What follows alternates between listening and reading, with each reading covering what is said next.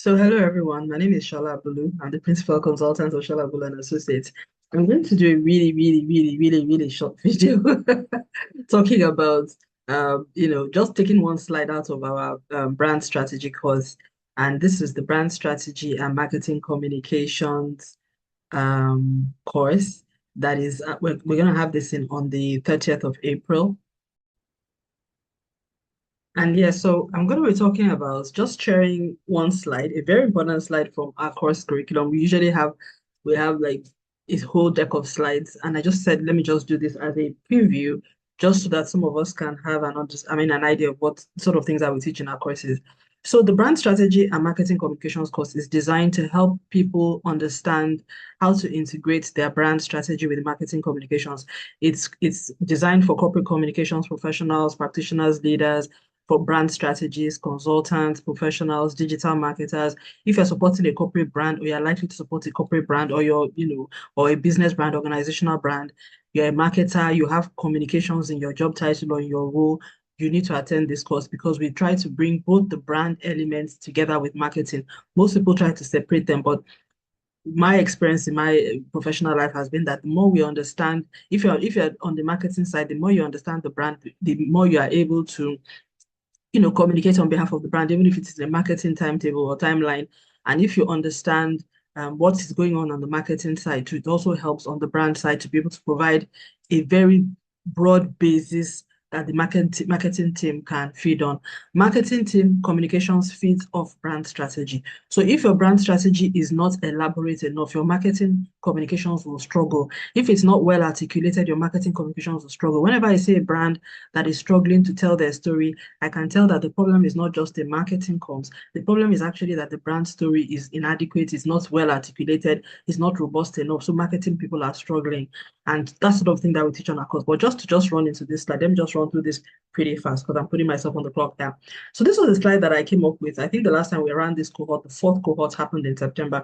And every cohort I refresh the package. So this one just came up. I just said, how do I communicate the fact that a brand is a living and a breathing, like a living and a breathing entity? It's not a logo. And I'm going to show you now the way we think about a brand in SA&E. And this is how we approach any work that we get into as consultants to help with branding, rebranding, refresh, or whatever you may call it.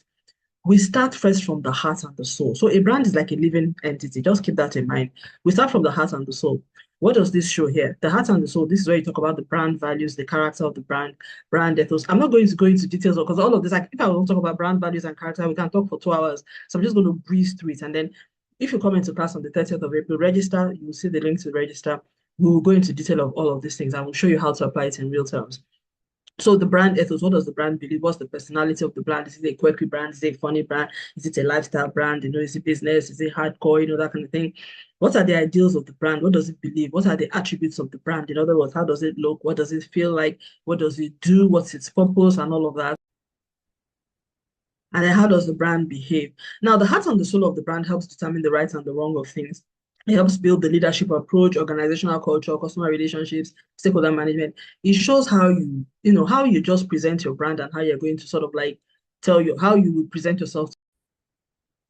And as simple as this sounds, I find out that the entities that are able to take the time to do all of this. It helps to even help your staff know this is how you treat customers. This is a do or you don't. You then have something that it's already there that you can easily, your staff will know, your employees will know. It's so much easier.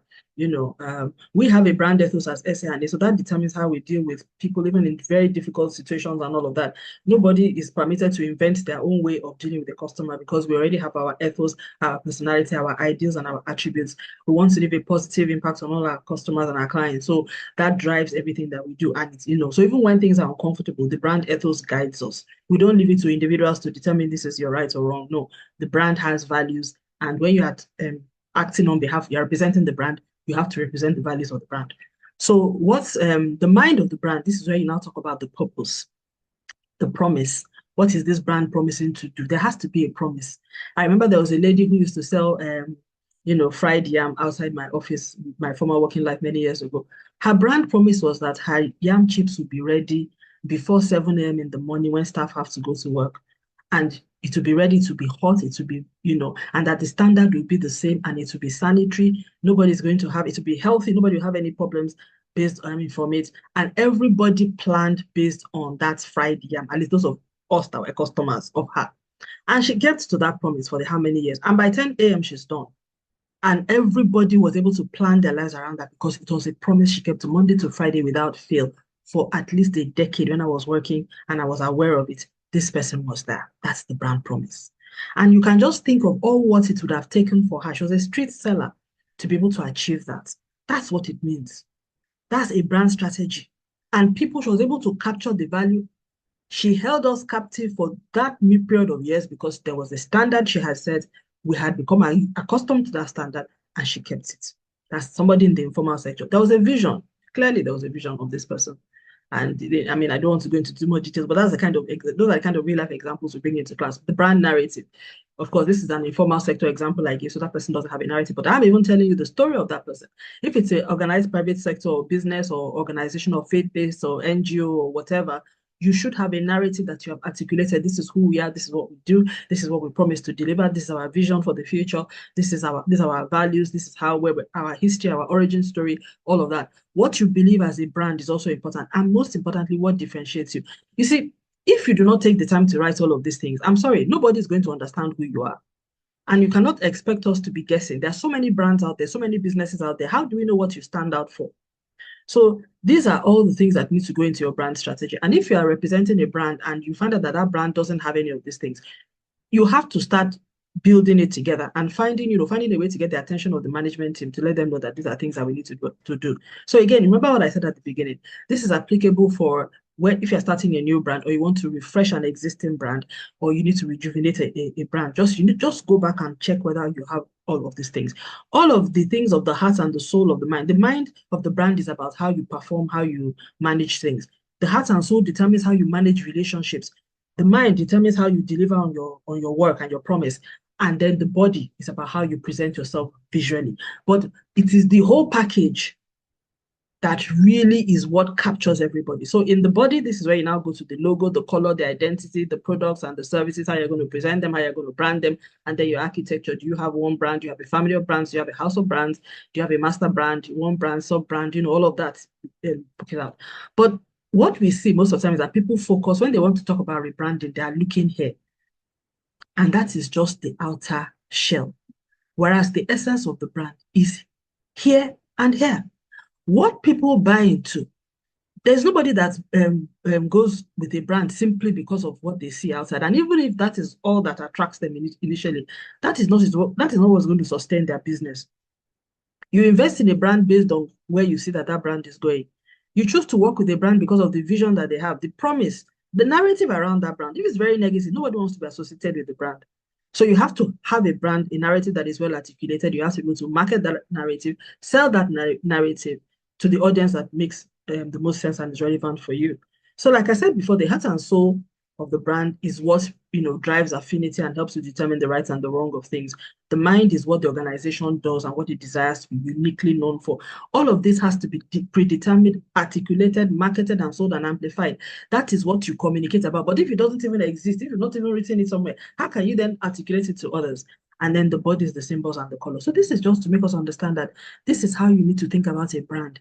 It is not about the logo. It is not only about the visual identity. That is just the externalities.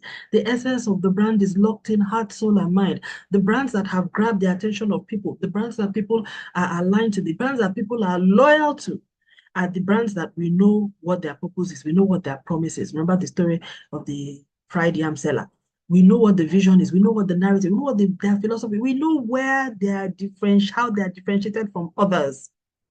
Yes, this is important, but that is not what drives my buying purchase. That is definitely not what drives my loyalty. So as a brand strategist, as a communication strategist, as a business leader, a brand owner, you need to focus on the heart and soul, developing and articulating and cementing and embedding that heart and soul, communicating it by how you perform, how you deliver, how you manage relationships, customers, and all of that, and also how you perform and how you present yourself. This should also illustrate your value. So there are colors, there are symbols that will, illustrate this, but you can't start off with this. You must start off with the mind and the soul. And that's when it's authentic, that's when it's credible. So this then becomes your logo and your color becomes an outer expression of an inner value. But what we will buy into as the customer or the stakeholder is the inner value that we see. But the important thing is let it be there, articulate it, and then present it for the world to see. So these are the kind of things we're going to be talking about on the 30th of April. And if any of this sounds interesting to you and you think that there will be value for you in joining us in class, please do. It's a full day course, 9 a.m. to 4 p.m. We're taking it in class. You register before time, 20% discount ongoing till the end of this month, which is like 7 days from now, depending on when you watch this, 31st of March, it's that 20% is off. Register and enroll now, and then join us in class on the 30th of April. I'm looking forward to seeing you there. And also enroll your team and your whoever else you think should benefit from being in class with us, especially if you are representing a brand or a business and you need to make it more visible and amplify its impact in the external space of public domain and marketers. So see you soon, and thank you for watching.